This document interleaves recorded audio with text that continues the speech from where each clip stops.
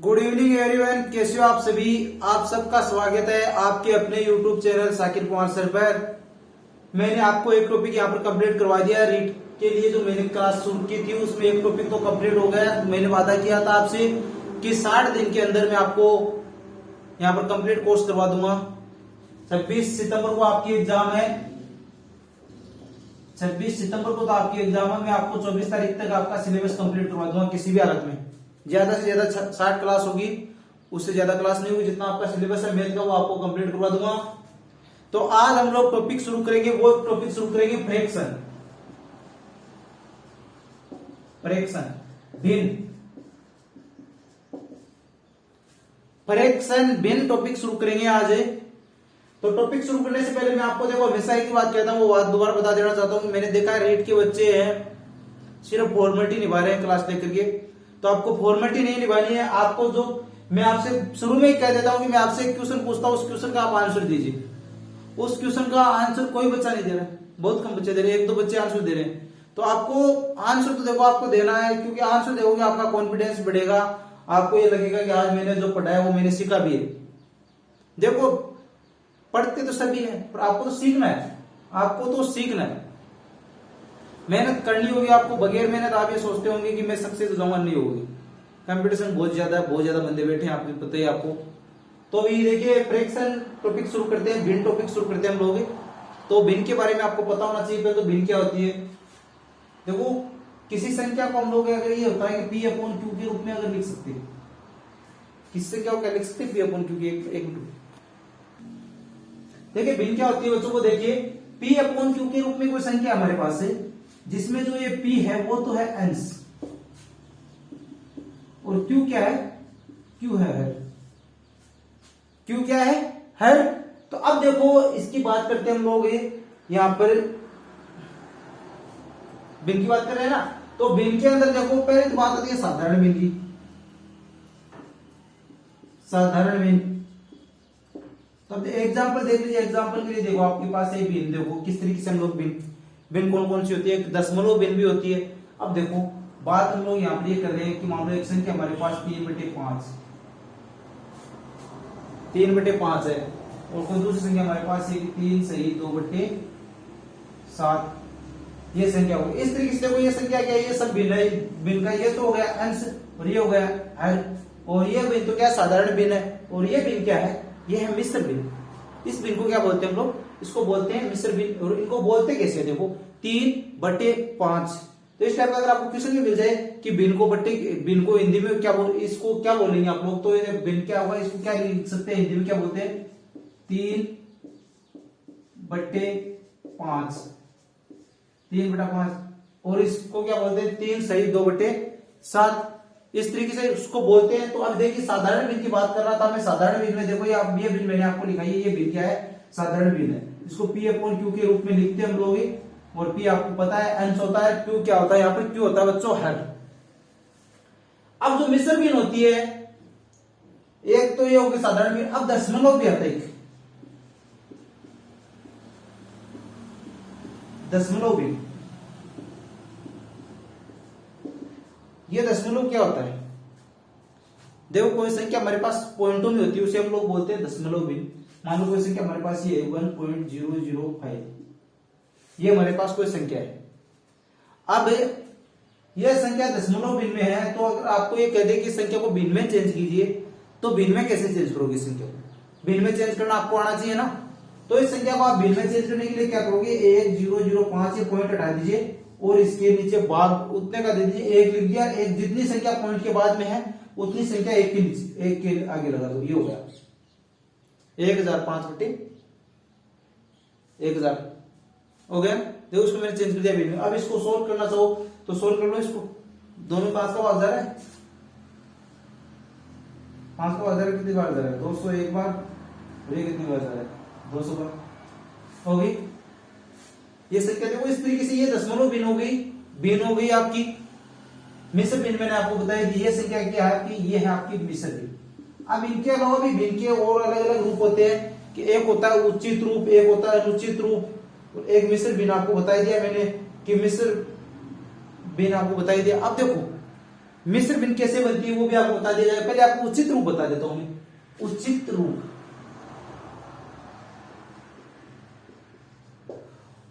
देखिए आप लोग उचित रूप देखिए, ध्यान से देखना। उचित रूप क्या होता है उसके बारे में आपको बता दें। उचित रूप में होता है क्या बच्चों, उचित रूप में जो अंश होता है ना वो हर से छोटा होता है। अंश होता है वो होता है बच्चों हर से छोटा। तो मान लो कोई संख्या हमारे पास, मान लो ये है 2/5 है, तो इसमें अंश क्या है, हर से छोटा है ना, तो ये क्या हो गया, ये भिन्न का उचित रूप हो गया। ये क्या हो गया, ये हो गया भिन्न का उचित रूप। उचित रूप हो गया ना, उचित रूप में ये भिन्न क्या है, उचित भिन्न है। अब एक होता है अनुचित रूप।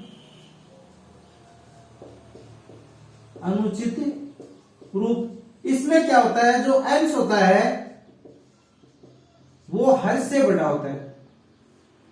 अनुचित रूप में क्या होता है, अंश से हर से बड़ा होता है। ये अनुचित रूप हो गया। अब इसके बाद में बात करेंगे हम लोग, एक होता है मिश्र भिन्न हमारे पास। तो ये मिश्र भिन्न कैसे बनता है वो देखना।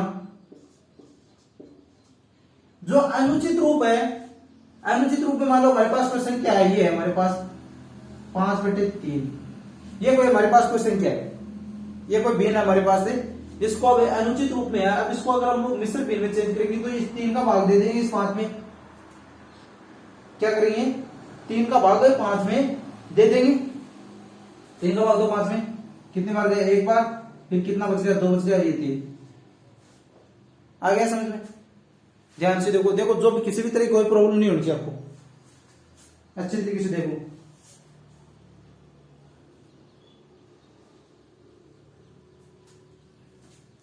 अब ये क्या हुआ कि अब लोग इसको क्या लिख सकते हैं, देखो एक तो ये अनुचित भिन्न है, जिसको अनुचित भिन्न है ना, ये अनुचित भिन्न को क्या किया हम लोगों ने, उचित भिन्न में चेंज किया। उचित भिन्न के साथ साथ इसमें ये आ गया। अब इसको क्या लिख सकते हैं, इसको लिख सकते हैं 1 सही 2/3, 1 + 2/3, इसको इस तरीके से लिख सकते हैं। ये क्या होगा, एक तो इसको पूर्ण रूप प्लस उचित, पूर्ण भिन्न प्लस उचित भिन्न के योग के रूप में लिख सकते हैं अनुचित रूप को। और ये क्या होता है, मिश्र भिन्न होता है। यही क्या होता है, मिश्र भिन्न होता है। अब आगे बात करें, आपको देखो साथ के साथ बता दिया जाएगा। अब आपको बताते हैं भिन्न का योग। भिन्न का योग, अगर आपको भिन्न दे दे, कोई 2 भिन्न दे दे आपको अलग अलग, तब आप भिन्न का योग कैसे करोगे वो देखिए। देखो पता होना चाहिए, हर एक छोटी छोटी बात आपको पता होना चाहिए। तो भिन्न का योग की बात करेंगे अभी हम लोग, भिन्न का योग अभी मिटा देता हूं, उसके बाद पूरा यहाँ पर आपको अच्छे तरीके से समझ में आ जाएगा भिन्न का योग।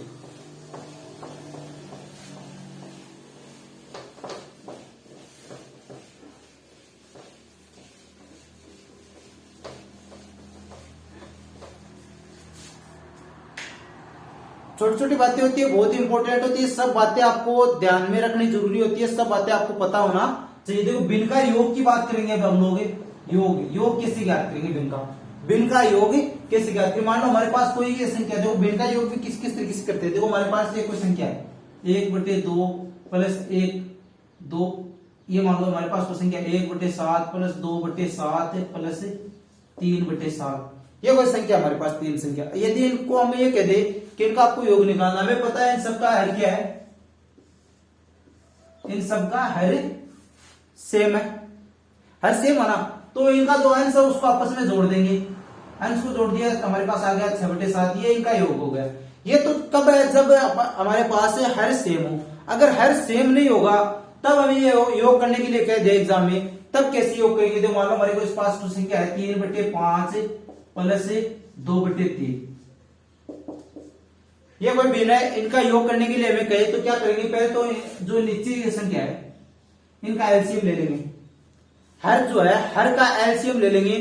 एलसीएम लेना आता आपको, एलसीएम देखो नॉर्मल आपको एलसीएम तो लेना आता ही होगा।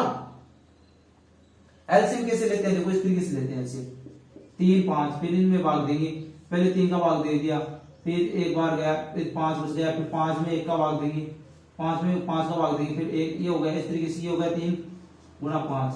एलसीएम क्या होता है, वह छोटी सी छोटी संख्या जिसके अंदर इन दोनों का भाग जाता हो, एलसीएम क्या होता है, वह छोटी से छोटी संख्या। अब छोटी से छोटी संख्या यहाँ पर क्या है, छोटी से छोटी संख्या 15 है, जिसमें इन दोनों का भाग जा रहा है, दोनों का भाग जाना चाहिए। एलसीएम का क्या मतलब होता है, वह छोटी छोटी संख्या जिसमें इन दोनों का भाग जाता है। एलसीएम हम लोगों ने ले लिया, एलसीएम की यहाँ पर जरूरत थी तो एलसीएम मैंने आपको बता दिया, वरना एलसीएम का अलग से टॉपिक है, वो आपको विस्तार से पढ़ाया जाएगा, पर नॉर्मल बातें मैंने आपको यहाँ पर बता दी है। अब देखो ये हम लोगों ने इसका एलसीएम ले लिया, कितना आ गया 3/5 प्लस 2/5 है, तो इनका एलसीएम आ गया 115 आ गया। अब 15 में 5 का भाग दिया, कितनी बार गया, 3 बार गया, तो 3 गुणा 3 कितना हो गया, 9 गया। फिर आगे 3 का भाग 5 में दिया, कितनी बार गया, 3 के भाग 15 में दिया, कितनी बार गया, 5 बार गया, तो 5 गुणा 2 बराबर कितना हो गया, 10 हो गया। तो ये हो गया 19/15 हो गया ना, ये हो गया। अब इसको मिश्र भिन्न में लिखेंगे तो क्या लिखेंगे, 1 से ही 4/15 हो गया। अब इसी तरीके से क्या करते हैं, इसी तरीके से ये तो हो गया योग। अब इसी तरीके से अगर हम लोग करना चाहे तो ये तो भिन्न का योग किया, भिन्न का जो घटाव होता है, भिन्न की जो आपको बाकी होती है भिन्न की, वो भी इसी तरीके से करते हैं योग। योग की तरीके से वहां पर क्या करते हैं, माइनस कर देते हैं प्लस की जगह। मान लो कोई संख्या हमारे पास ये है, यही संख्या मान लो, इसको हम लोग करना चाहे तो इस तरीके से लिख सकते हैं इनको 3/5, तो एलसीएम ले लिया, फिर कितना आ गया हमारे पास 10 - 9 बराबर 1/15, ये हो गया इनका। बाकी कर दी ना, भिन्न की बाकी भी कर दी, भिन्न का योग भी कर दिया, भिन्न का गुणा भी कर दो। अब भिन्न का गुणा कैसे करेंगे ये बताइए मेरे को, भिन्न का गुणा कैसे करेंगे। मान लो हमारे पास कोई भिन्न है, एक भिन्न तो हमारे पास ये कि 3/8 गुणा 1/6, तो अब इनका अगर आपको ये कह दे कि इनका आपको गुणा करना है, इनका अगर आपको ये कह दे कि इनका आपको गुणा करना है, तो गुणा करने वाले में देखो भिन्न तो हमारे पास ये होती है कि भिन्न में तो क्या है कि आपस में कटती है, तो जो कटती है उनको काट देना चाहिए आपको। जो आपस में ऊपर वाली संख्या नीचे वाली संख्या कॉमन संख्या से भाग जा रहा है, तो उसमें भाग दे देना चाहिए, जिससे आपकी भिन्न छोटी हो जाएगी। तो अभी देखो इसमें पहली बात तो इनको देखो, ऊपर वाली संख्या को तो ऊपर वाली अंश को अंश से गुणा कर दो और हर को हर से गुणा कर दो, तो ये हो गया आपके पास 3/8 गुणा 6 हो गया है ना। अब देखो इसमें साथ के साथ ही आपको बात बता रहा हूं, तो ये 3 और 6 आपस में 16 हो रहे हैं, तो ये कितना हो गया आपके पास 1/16 हो गया, ये हो गया 1/16। अब ये तो हो गया कि भिन्न को भिन्न के साथ गुणा करें, भिन्न को किसी संख्या के साथ गुणा करें, तो ये हमारे पास कोई संख्या है, हमारे पास कोई संख्या 5, इसके साथ किसी भिन्न को गुणा कर रहे हैं 3/7, तो इस भिन्न को किसी संख्या के साथ अगर गुणा किया जाए तो कैसे करेंगे, 5 गुणा 3/7 है ना। देखो बहुत ही आसान चीज है, कुछ भी हार्ड नहीं है इसमें, आपको लगता होगा हार्ड, पर हार्ड कुछ भी नहीं है। तो संख्या है उसको अंश के साथ गुणा कर दो, तो ये हो गया 15/7 हो गया ना, कुछ भी हार्ड नहीं। अब बात करें अगर भाग की, भाग जो कर लिया बाकी कर ली, भाग भी कर लेंगे, गुणा भी कर लिया भाग भी कर लिया, किस संख्या के साथ गुणा कर दिया और आपस में भी गुणा कर दिया। अब बात करें भाग के अंदर, आपको ये कह दे कि मान लो कि संख्या हमारे पास है 3/8 भाग 1/5, कोई भी संख्या आ सकती है, संख्या कोई भी भिन्न आपके पास आ सकती है। उस भिन्न को मैं तो एक एग्जाम्पल के लिए आपको बता रहा हूं। तो अब देखो इसको कैसे सोल्व करेंगे, 3/8 गुणा, फिर आगे इसको गुणा में, आगे वाले को गुणा में चेंज कर देंगे। गुणा में क्या करेंगे, उसका अंश है उसको तो हर में चेंज कर देंगे, हर को अंश में चेंज कर देंगे। तो ये कितना हो गया, ये हो गया 5/1, तो एक नीचे लगाओ या ना लगाओ फर्क नहीं पड़ता, तो 3 को जो 15/8 ये हो गया। वैसा भाग भी हो गया, गुणा भी कर लिया, भाग भी कर लिया। आप लोगों ने दशमलव भिन्न को भिन्न में चेंज करना भी सीख लिया, आपने सीखा ना। अब इन पर मैं आपको क्वेश्चन करा देता हूं, इन पर मैं आपको क्वेश्चन करा देता हूं, जिससे आपके ये टॉपिक अच्छी तरीके से समझ में आ जाए। तो ठीक है, क्वेश्चन कीजिए भी आप। देखिए क्वेश्चन आपके पास क्या है, 5/6, 1/6, 3/6, 7/6 में सबसे छोटी एवं सबसे बड़ी भिन्न कौन सी है। इसी में आपको इस पर जो भी क्वेश्चन बनता है वो आपको सब बताए जाएंगे। तो इस टाइप का क्वेश्चन अगर आपको कहीं पर भी मिल जाए जिसका हर सेम हो, इस टाइप का क्वेश्चन अगर आपको कहीं पर भी मिल जाए जिसका हर सेम हो, तो आपको करना क्या है, जिस संख्या का अंश सबसे छोटा है वो तो सबसे छोटी होगी, वो तो सबसे छोटी भिन्न होगी। तो यहाँ पर 1/6 तो इसका अंश क्या है, सबसे छोटा है, और जिसका सबसे बड़ा होगा अंश वो सबसे बड़ी भिन्न होगी। देखो बहुत ही सरल है, 5/6 ये बड़ी भिन्न होगी। अब इसके अलावा अगर आपको ये तो बात होगी यहाँ पर हर सेम है, अगर हर सेम ना होकर के अंश सेम हो, हर सेम न होकर के अंश सेम हो तो जस्ट इसकी अपोजिट हो जाएगा। मान लो कि आपके पास क्वेश्चन क्या है, 2/7, 2/5, 2/3 ये संख्या है, आपके पास ये संख्या है। अगर आपको इसमें यह कहा जाए कि कौन सी संख्या, कौन सी भिन्न तो सबसे छोटी है और कौन सी सबसे बड़ी है, तो जिसका हर बड़ा वो भिन्न सबसे छोटी, और जिसका हर छोटा वो भिन्न सबसे बड़ी। तो इसमें क्या, 3 का हर, इस 2/3 का हर क्या है, छोटा है ना, तो ये तो क्या होगी, बड़ी भिन्न होगी 2/3।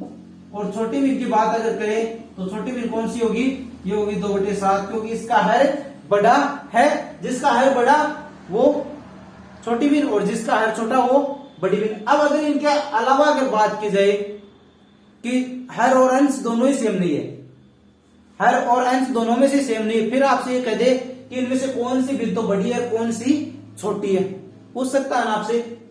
इस तरीके का क्वेश्चन भी आपसे पूछ सकता है। मान लो कि आपके पास एक क्वेश्चन है 5/7 और 3/8, ना तो अंश सेम है ना हर सेम है, और आपसे ये कह रहा है कि इनका आपको ये बताना है कि कौन सी संख्या तो इनमें बड़ी है और कौन सी संख्या आपको इनमें से छोटी है, ये आपको बताना है। तो आपको करना क्या होगा, आपको बच्चों ये करना होगा, जो हर है उसका एलसीएम ले लो, हर का एलसीएम ले लो। एलसीएम मैंने आपको लेना बताया था, तो इनका एलसीएम क्या आएगा, 8 और 7 का एलसीएम आ जाएगा 56 एलसीएम आ गया, ये तो एलसीएम आ गया। अब इनका पता कैसे करेंगे, तो इन भिन्न को एलसीएम से मल्टीप्लाई कर दो, 5/7 गुणा 56, और ये यहां पर हो जाएगा 3/8 गुणा 56, तो ये कट गया 7 बार, ये तो कट गया 7 बार, और ये कट गया 8 बार, तो 8 पंजे 40 और 7 ये 21। तो आपको पता है 40 तो बड़ा है और 21 छोटा है। निकाल, देखो तीनों कंडीशन में किसी भी तरह का अगर आपको क्वेश्चन पूछ ले तो आपको यहाँ पर घबराने की कोई भी जरूरत नहीं है, आप आसानी से इस क्वेश्चन को सोल्व कर सकते हो। तो अब नेक्स्ट टाइप का आपको क्वेश्चन करा दो भिन्न पर में। क्वेश्चन पढ़ो, गौरव, सौरभ और प्रिंस में जन्मदिन के केक का बंटवारा करते हुए 2/5 भाग गौरव को, 1/3 भाग सौरभ को और बचा हुआ भाग प्रिंस को दिया गया। तो प्रिंस का भाग कितना है, क्या कह रहे हैं कि एक केक है जिसके 3 टुकड़े किए, जिसके 2/5 भाग तो गौरव को दे दिया, 1/3 भाग सौरभ को दे दिया। तो आपसे ये पूछ रहा है ये कि जो प्रिंस है उसको कितना भाग मिला, ये तो हमें निकालना है। तो प्रिंस का हिस्सा हमें निकालना है, प्रिंस का हिस्सा। देखो बहुत ही आसान है, इन तीनों के हिस्सों का योग करोगे तो 1 आएगा ना, तो 1 में से उन 2 के हिस्सों को घटा सकते हो क्या, घटा सकते हो ना, तो उन दोनों के हिस्सों का योग कर लो। 2/5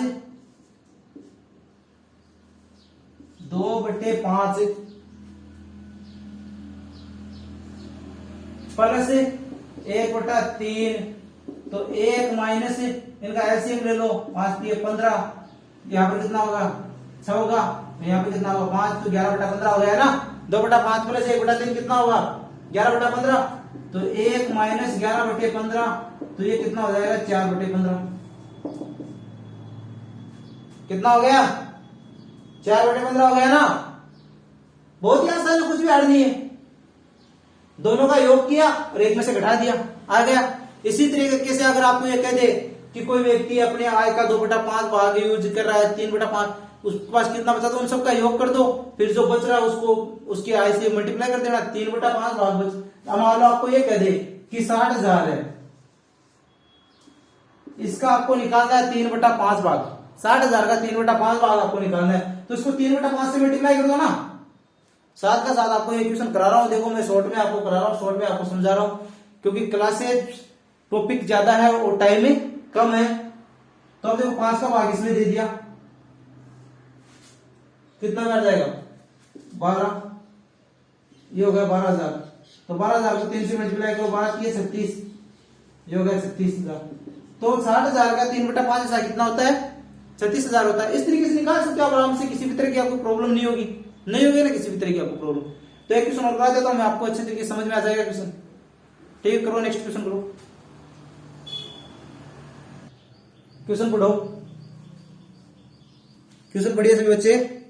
एक भिन्न का हर उसके अंश से 3 अधिक है, यदि अंश में 7 की वृद्धि कर दी जाए और हर में 2 की कमी कर दी जाए, अंश में 7 की वृद्धि और हर में 2 की कमी कर दी जाए तो परिणाम में 2 प्राप्त हो जाता है। उस भिन्न के अंश तथा हर का योग कितना है? क्या कह रहा है कि जो अंश है ना वो हर क्या है? अंश से 3 अधिक है। तो मान लिया अंश हम लोगों ने x मान लिया, तो हर में कितना मिल गया? हर मिल गया हमें x + 3, यही है ना। अब हमें कंडीशन क्या दे रहा है कि यदि अंश में तो 7 की वृद्धि हर में 2 की कमी, तो ये अंश में 7 की वृद्धि कर दी और हर में 2 की कमी कर दी। परिणाम हमें क्या मिल गया? परिणाम हमें मिल गया 2। परिणाम हमें क्या मिल गया? 2 मिल गया। फिर हमसे पूछ रहा है कि भिन्न के अंश तथा हर दोनों का योग निकालिए, तो वो तो बाद में निकालेंगे, पहले तो x की वैल्यू निकाल लो यहां से। तो x + 7 बट्टे x + 1 बराबर 2, इसको सोल्व करेंगे तो x + 7 बराबर 2x + 2, तो x को उधर ले जाओ, 2 को इधर लेकर आ जाओ, तो x बराबर 5। x की वैल्यू कितनी आ गई? x की वैल्यू आ गई 5, x की वैल्यू आ गई 5। तो अब अंश और हर का योग कितना है? x + 3, यही होगा ना। तो x की मान कितना? 5 + 5 + 3, ये हो गया 13। ये आंसर आ गया 13, आंसर आ गया। देखो कोई भी जोड़ नहीं है आपको, इसमें कुछ भी नहीं है हमारा। मैंने आपको इस टॉपिक से मोटी मोटी जो भी बातें बनती थी, जिस टाइप का क्वेश्चन आपसे बनता था कि एक तो मान लो आपको योग करना आना चाहिए, एक आपको गुणा भाग करना आना चाहिए, अंश और आपको एलसीएम निकाल कर आना चाहिए, ये सब बातें मैंने आपको शॉर्ट में आपको यहाँ पर बता दी है। इससे बाहर कुछ नहीं पूछा जाएगा। इस तरीके के क्वेश्चन आपसे पूछेगा, या तो योग करवा लेगा, या फिर एक पीछे वाला मैंने क्वेश्चन करवाया था उस टाइप का दे देगा, या फिर x का मान वगैरह निकलवा लेगा आपसे, या फिर आरोही क्रम में निकलेगा। तो वो मैंने आपको बता दिया था कि छोटा कैसे निकालेंगे, बड़ा कैसे निकालेंगे, सब बता दिया। तो अब इसमें से एक क्वेश्चन मैं आपसे पूछता हूं, उस क्वेश्चन का आप सभी आंसर दीजिए ईमानदारी से। क्वेश्चन पढ़िए।